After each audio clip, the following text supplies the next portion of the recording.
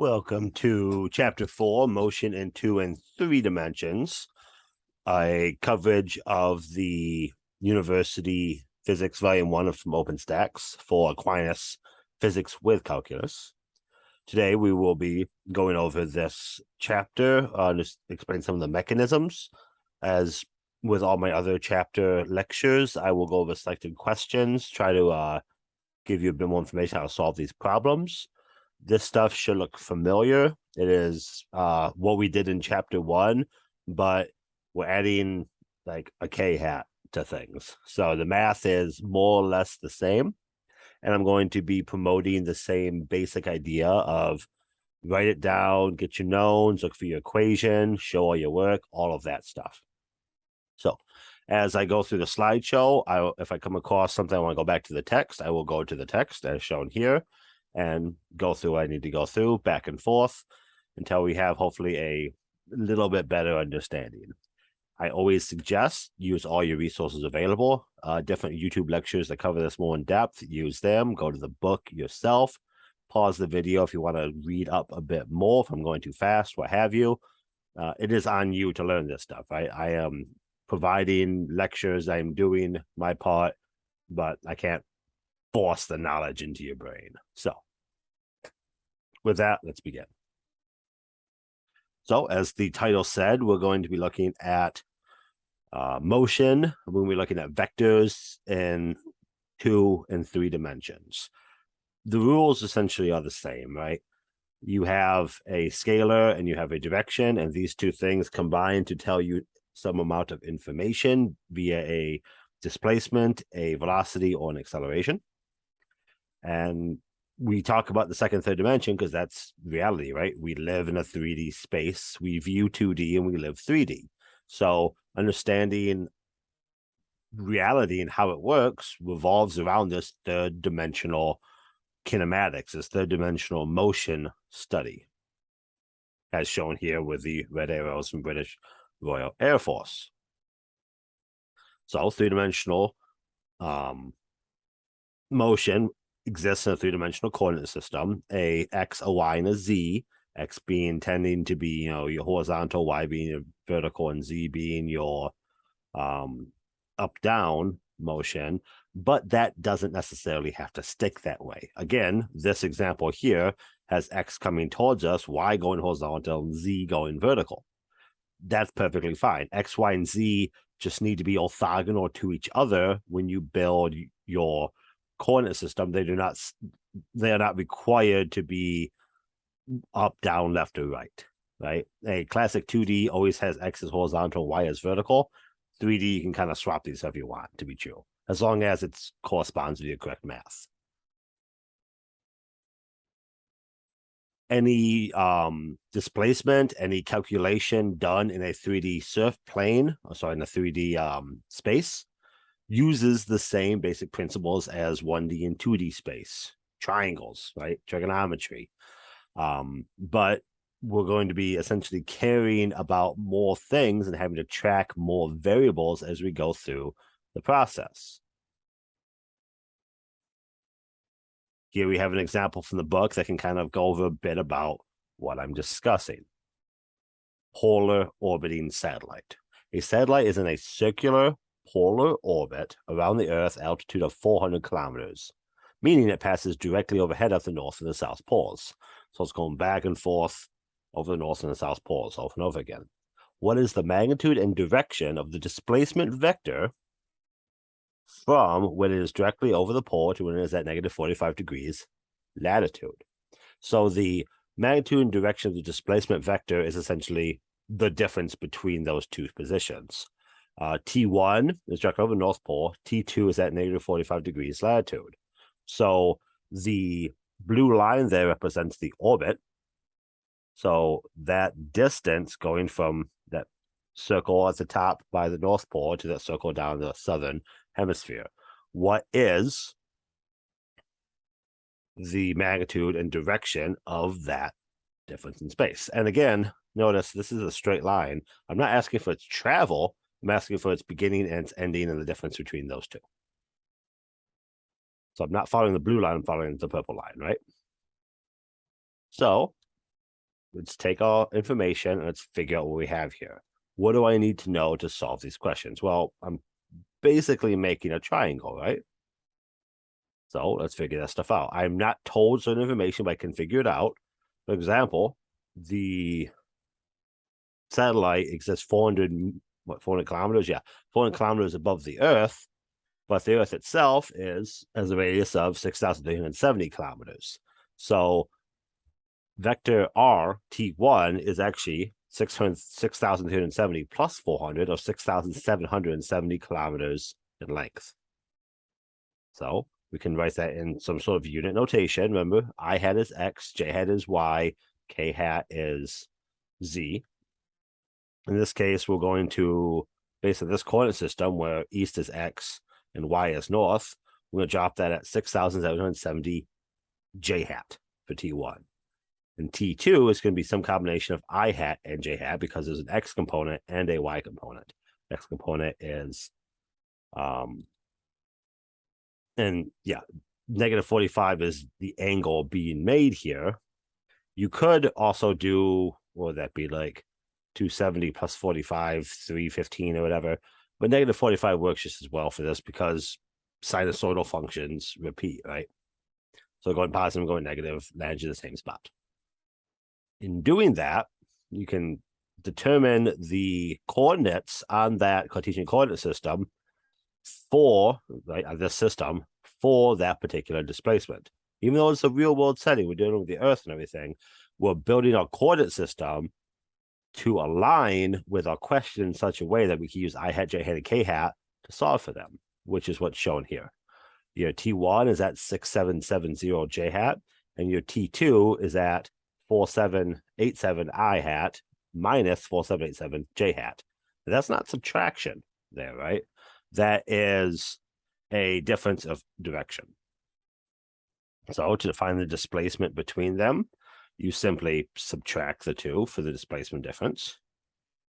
And then you can use that displacement difference to determine the magnitude. This is your Pythagorean theorem, a squared plus b squared equals c squared stuff, right? Run through your math as shown here, and you get your answer in displacement. And then you can use your displacement answer along with SOHCAHTOA, tangent inverses, to find out the angle as shown on the purple line. Again, we're just doing trig here, right? Treat this gigantic example dealing with the Earth as a simple triangle and solve for delta r without any location, no t's, just delta r. And down here, this picture shows you kind of exactly what we're talking about, right? Cool. It doesn't matter how complicated the question is. The I hat, j hat, k hat component breakdown allows for ease of solution of the problem. This is a Brownian motion. Brownian motion is famously difficult in physics, but for no matter what the motion is, you can still solve the net result of where it ended up going. That's your resultant vector, right? So let's go to equation 4.4 and discuss the next topic. Oh, that's what it was. Yeah, equation 4.4. Where are you at? Here we go. So that's displacement, but displacement, sometimes not the most useful things. Velocity and acceleration tend to be what we deal with more in physics because you care about what's happening with something, not its location at this level, right? And I wanted to stop at equation 4.4 and highlight the calculus side of this conversation, right? Velocity is miles per hour, it's distance over time, right? But when you're dealing with calculus, you can throw those fancy calculus phrases like limits and, and d all of dt's and all these other things to you get a better understanding of what you're talking about. So we can define a velocity in calculus terms as the limit as t approaches 0, or delta t approaches 0. So as time gets to where it started, that limit is equal, that limit for the equation of the starting location plus the change in time minus the starting location over the change in time, right? That is distance over time, but we're writing it in calculus words. And again, I'm going to keep saying this. If you look at equation 4.4 and you don't know what all those symbols mean, how they interact with each other, then you need to catch up on your calculus, because the assumption here, I'll stop doing it after this chapter probably, but the assumption here is that that sentence does not look weird to you. And you can break all that down to a simple dr over dt and create the equation that we have shown here. So you do have that displacement, but since that displacement is tied directly to the time it takes to do it, that's where you end in your velocity. The top is displacement, the bottom is velocity. And then you can use that exact equation, break it down into its I hat, j hat, k hat components, and find out the velocity in any one of the three dimensions based on the change in position of that dimension and the change in overall time. And you can broaden that out to all the different equations that deal with physics, slap on a nice pane of calculus, and you have a calculus approach to it. So the picture here goes over a interesting fact when we get to like free fall and stuff like that. We'll dive deeper into here. But your components of velocity, we just talked about how to write velocity in calculus paint, right? Your components of velocity are independent of each other. Movement in I, j, or k hat do not necessarily interact with each other depending on, well, the question at hand. And then what's being shown here is if you have a ball that you drop and you push a ball off a table, they both get to go at the same time. One has x motion, but the x motion is not affecting the y motion. Well, the horizontal motion is not affecting the vertical motion, and vice versa. But when we get more into free fall and gravity and those applications, you'll see it played out. All right. So let's go to 4.5 and go deeper into a different conversation. All right, cool. So I'm going to skip past this stuff here. The book has all the equations you need. Just read the book if you're having problems figuring out how to solve something. Because once you write down your knowns, you can look for an equation that solves for those knowns, and you can then solve the equation and get the correct answer. Understand why the answer is correct, I should say. So let's talk about the velocity and acceleration in this interplay. Example 4.5, finding a particle acceleration. A particle has a position function, meaning this equation defines where it is, of 10t minus t squared I hat plus 5t j hat plus 5t k hat in meters. Okay, so at any t, that equation tells you the location of the particle. Well, given that information, can you figure out the velocity and the acceleration? And can you also describe its motion at t equals 0? So what does that all mean? Well, if we think back to our previous chapter, displacement, velocity, acceleration are all derivatives / integrals of each other, right?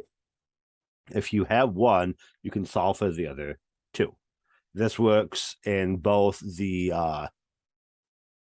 equations of velocity, acceleration, stuff like that. And it also is true for specific equations explaining a problem, in this case, displacement of a particle. So what is the velocity of this particle? Well, velocity is the derivative of position or displacement. So take the derivative of that function. And if you're not connecting how these played into each other, again, your physics needs to be at the point to where you can follow going from R to V, right? And then the derivative of the velocity gives you the acceleration of -2i meters per second squared. Fantastic. Very interesting. So these three equations, RT, VT, and AT, describe where it is, how fast it's moving, and how fast that movement is changing, and the direction in which it's doing all of these things. Interesting part, the particle is moving in the I, J, and K hat directions, but it's only accelerating in I hat. It's only accelerating on the X plane, but it's moving in the X, Y, and Z planes, which is defining its position at the top there, since time is a variable to the I, j, and k hat components. And then we can, of course, graph everything we're talking about here, and we can figure out the trajectory of the path to figure out its motion at time t equals 0. So what's going on at time t equals 0? Well, we can figure out by putting t in for 0 as position to find out where it's located. And if you put a bunch of zeros in there, you find out that it's located at the origin, right? But even though it's located at the origin, is it moving at the origin? Yes, it is. It is moving 10 in the I hat, 5 in the k hat, and 5 in the j hat, because you plug t into this equation. And acceleration doesn't even care about that because it has a constant acceleration of -2 I hat. And then you can solve a question for it. Where is it going to be at X number of X time? How fast is it going? Stuff like that as well. By plugging that information in. And you can make a nice pretty graph with dots and stars. How amazing. These questions can be asked with real world implications, as the skier here or kicking a soccer ball here, but you're all still revolving on the same basic concept of equations describing motion and usually breaking things down into triangles. If there's 3 dimensions to your triangle, you still can break it down to I hat, j hat, k hat components, and then rebuild your resultant information from that. Because if you can explain something in displacement, velocity, or acceleration, any one of those, you can derive or integrate out the other 2. Again, when we go into free fall and stuff like that, this graph will make a bit more sense, but this essentially is reminding you that the components of displacement, velocity, and acceleration in the 3 dimensions are irrespective of each other. Any motion in I, j, or k does not affect the other dimensions. So no matter what you're doing, gravity is always pulling you down. If you're flying up, gravity is still pulling you down at the same speed as if you're falling down, right? We can do examples with basically anything and come across these same answers. I'm also teaching, I think most of you know this, the physics without calculus version of this class, and all the questions are the exact same, but they don't have that smear of calculus over the top of them, so you don't have to deal with differentials necessarily. You just deal with the equations. So let's take a look at example 4.8 to see some of this real world in play.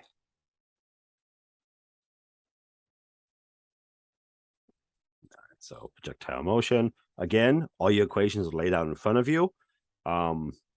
Look at the book for them. I'm going to keep saying that. If you want to write this stuff down, you can do whatever you need to do. These equations explain motion. So let's go down to 4.8 and have a conversation. A tennis player wins a match at Arthur Ashe Stadium and hits the ball into the stands at 30 meters per second and at an angle of 45 degrees above the horizontal. On its way down, the ball is caught by a spectator 10 meters above the point where the ball was hit. Calculate the time it takes the tennis ball to reach the spectator and the magnitude and direction of the ball's velocity at impact. So, a couple of cool things here before we get going. The picture is demonstrating the often forgotten component of you can place your origin wherever you want to solve a problem. Even though the ground is below the tennis player, that doesn't matter because we are putting the origin at the point where the tennis racket hits the ball, so we can define the spectator C as 10 meters above that position. I don't care how high the spectator is off the ground.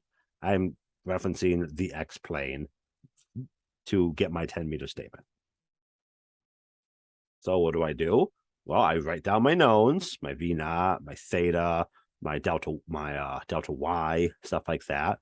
And with that information, I see what equations I have, right? This big stack of equations up here. What equations do I have that can maybe solve these questions? What we notice is, first of all, I can say things about time, right? I know my Y naught is 0, my Y is 10, I know my V naught in the Y direction, and I know G, so I can solve for T and go forward from there. I know my V naught in the Y direction because I know my V total, and I know it makes an angle 45 degrees. Going back to your basic trigonometry that we talked about last chapter. So V naught on the y is equal to V naught times the sine of theta, or 30 times sine of 45, giving me a y component velocity of 21.2 meters per second. Plug and chunk that number into the top there, solve for t. You find out that takes 3.79 seconds for the ball to be caught by the spectator. Fantastic. If I know how long the ball's been in the air, I could then solve the other question, which was the velocity. Oh, sorry. Here we go. The magnitude and direction of the ball's velocity impact. Magnitude is how fast it's going, right? And that's going to be, you can solve that in the x and the y and then combine them. And direction is the angle at that point. So I'm again building a triangle, given my information, I'm deconstructing it out into its x and y components and constructing it back. So my velocity is given by the equations discussed previously. I know my initial velocity in the x direction, because I can solve for it. And then I can use that information to figure out my velocity in my y component, given how long it's been in the air. So, and this is important. I didn't go over it too much, but the velocity in the y component is directly connected to the arc. Okay. So at the top of the arc, as the ball flies, its y velocity is exactly 0 because gravity has been fighting the upward motion the entire beginning of the hit. And when it's at the very peak, at the very tip top, it's no longer moving up and it's just about to start moving down. So as it falls, that falling motion is only influenced by gravity. Gravity is what's pulling the ball back down. And since the equation that we're dealing with here realizes this, we can then use that to solve how fast it was going in the y direction, pull back out the x direction given trigonometry, and then solve for the theta given SOHCAHTOA, right? I keep doing the same things here. I'm building and I'm solving for triangles. And that's how you can answer questions like this. The classic, of course, is figuring out optimal paths, optimal distances to cover certain things. If I send a object, a particle, a golf ball, whatever, at such and such angle, at such and such velocity, where will it end up? All that is given and well understood, right? The harder you hit something, the farther it goes. 45 is the optimal direction, all that jazz. And that's what these sort of graphs dictate. It's the math is just all those triangles we've been talking about, right? The classic, I can never remember the name of the famous scientist who, I think maybe it was Galileo, I think, who basically figured out orbit by doing a thought experiment of shooting a cannon off of the Earth. How hard do you have to shoot a cannonball out of a cannon for it to not hit the Earth again, thereby like figuring orbit out. Yeah, this is how satellites work and stuff like that. It's very fun stuff. And all the math is kind of exactly what we've been talking about. So what we're going to do here is we're going to switch over a little bit. And instead of talking about just plain Cartesian coordinate systems, like X, Y's, and Z's, let's bring it into spherical coordinate systems and polar and discuss how these things relate to circles. Because circles are very, very popular, right? Everyone loves a circle. And what we find is that the conversation around circles is very similar to what we've already been talking about. Just you need to care, instead of like distance, you care about radius, right? That's what's going on here. I have a known set radius, and those radii can provide me an understanding of what's going on, right? That r at the bottom of this equation for the acceleration is the radius. So a lot of the math's the same, but we have a few new variables to keep in account. With that conversation about circles and stuff like that, again, look at your equations and realize what the letters mean. And why is there a C next to the A? Was that R? Was that V? Right? When you know those, you can connect the concepts and we can bring up new ideas such as centripetal motion, well, hopefully realizing that a lot of the math and a lot of the principles of solving these equations are still the same. Right? If you describe motion on a circle, you're still doing the same stuff as you would be doing on a classic 2D or 3D coordinate system, just your sine and your cosine have explicit locations on the circle, right? 45 degrees is some square root of 2 over 2, no, square root of 2, square root of 2, stuff like that, right? So let's go over an example, and hopefully what I'm saying will connect a bit. I think it's 4.1. Yep, 4.11. Here we go. So circular motion of a proton. You have a proton that has a speed of 5 times 10 to the 6 meters per second, and it's moving in a circle in an XY plane of radius 0.75 meters. So we're dealing with a circle, right? Its radius, you're dealing with a circle. What is its position in said XY plane? And again, if we expand this out into a Z plane and make a sphere, we just have to care about a Z hat. Sorry, K hat. What is the position at the XY plane at set time 200 nanoseconds? At T0, the position of the proton is shown here, 0.175 meters I hat, and it's rotating counterclockwise. And then sketch the trajectory. I don't really care about the sketch trajectory, but can we solve these problems? Well, we can, because we have equations that directly relate what we're doing to what we're talking about. We know the thing is moving counterclockwise, and we know it has a speed, and it's going in a circle around the radius. So we can figure out a period and an angular frequency, T and a capital T and what was that? Omega, maybe? I can never remember what the W is. A period and an angular frequency describing how fast it's going and how long it's taking to do it, right? So your period is 2 pi r over v, how fast it's going in said circle. Its angular momentum is that said period under 2 pi. 2 pi divided by said period gives you its frequency to go around that circle.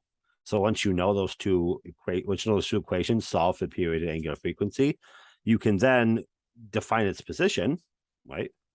And define the time in that equation to solve for what we need. And this should look similar because A cosine angular frequency and A sine angular frequency are building that triangle. It's just building that triangle inside the circle, right?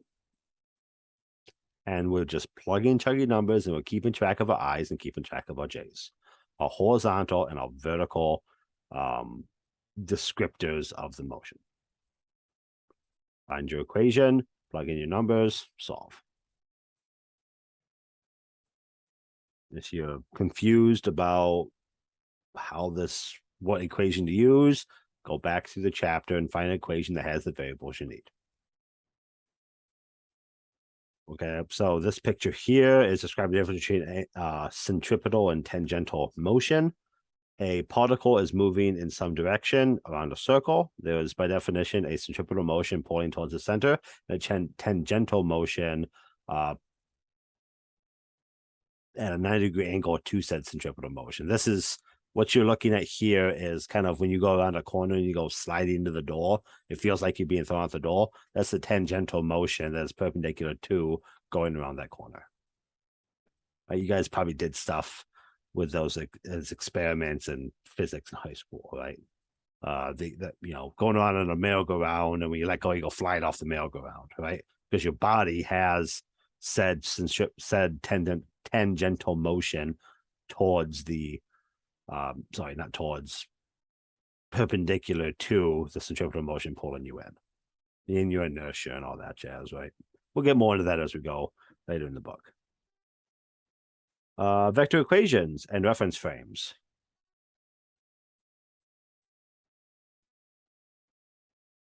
An important part of doing stuff with vectors is realizing how they can relate to each other, right? Here we have a classic reference frame vector equation of relating vectors for P, E, and T, right? If you move from point P to point T, and then from point T to point E, we've been talking all throughout this of creating a line connecting from the beginning to the end, from point P to point E. And what this equation here is showing you is how to correctly build those equations kind of without drawing them, right? So PT would be the velocity from, again, P to T. And then TE is the velocity from T to E. So as long as you notice here, right, the inner letters of these velocities are the same. So they're essentially connecting at point T. The outer letters are where you start and end. So if you're taking a path from P to T to E, the resultant of what you do is going from P to E. And as long as you build the equation such that you can sort of cancel out the letters you're not caring about because they're not part of the resultant, you will get a product, or in this case, a sum, that is what you're asking for, right? How this in practice, how this stuff works is we could ask a question like, what's the velocity of a train with respect to Earth? And then we can say, okay, well, you're going 10 meters per second in some direction. And then we can say, okay, what if a person on that train is walking the opposite direction? Well, that person is moving -2 meters to the left. But given I know what the train's doing, what the person's doing, what is the person doing with respect to Earth? Because I know what they're doing with respect to the train. I know what the train is doing with respect to Earth. So since I can connect the train with the train in this example here, I can take out the train by adding the numbers correctly. In this case, I take 10 and I add -2 because, sorry, yeah, that's correct. Yeah. I take 10, I add -2 to end up at my answer, which is the velocity of the person with respect to the train is 8. 10 minus 2 is 8, right? If I would have flipped those numbers around and said -2, like some other variation of that, I wouldn't get the correct answer. If I did like 10 plus 8 to get 18 and somehow thought that was the velocity of the person with respect to the Earth, that's false. I would know how to organize my questions because I need to make sure that my vector equation, just the formatting of the subscripts, is becoming important here.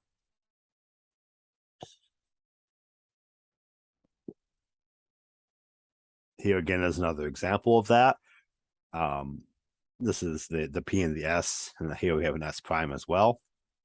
So if you're moving from one location to another, you need to make sure that you have some sort of tip to tail thing going on.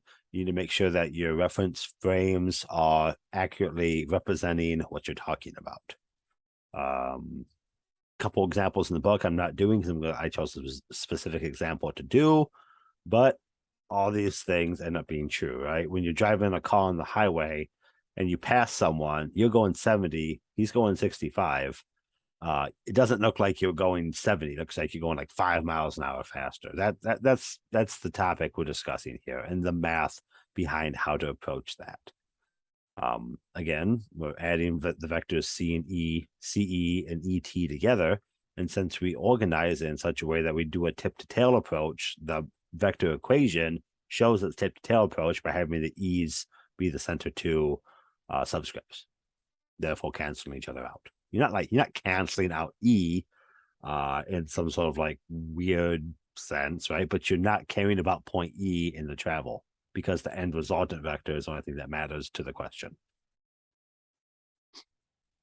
So let's do some math, show some math about that. It was an absolute classic of physics, a plane flowing in the wind.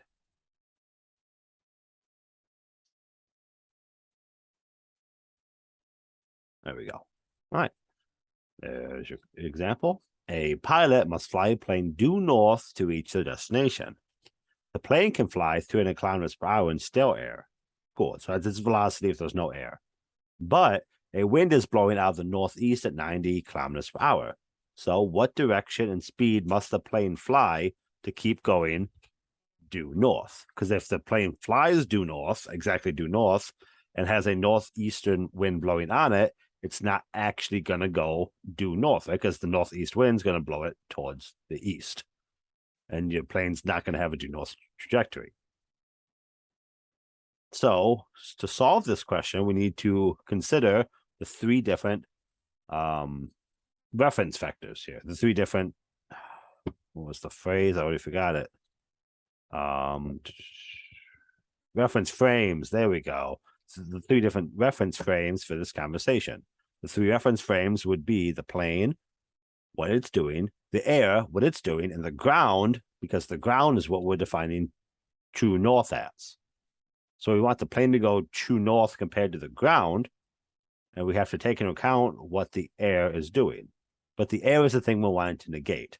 So we can set up a vector equation such that the plane with respect to ground is going to be equal to the plane with respect to the air, and the air with respect to the ground. We couple those together and we arrange the equations so that the air is in the center. The vector equation will solve the air for us and remove it. Right, here's a diagram showing what's going on. If you want the plane to go due north with respect to the ground, the plane itself needs to be oriented in such a way that to counteract the flow of the air. So this graphic is technically incorrect because the plane should be cantered to the right there a little bit, right? But I'm not gonna be mad at the physics authors for getting the picture wrong.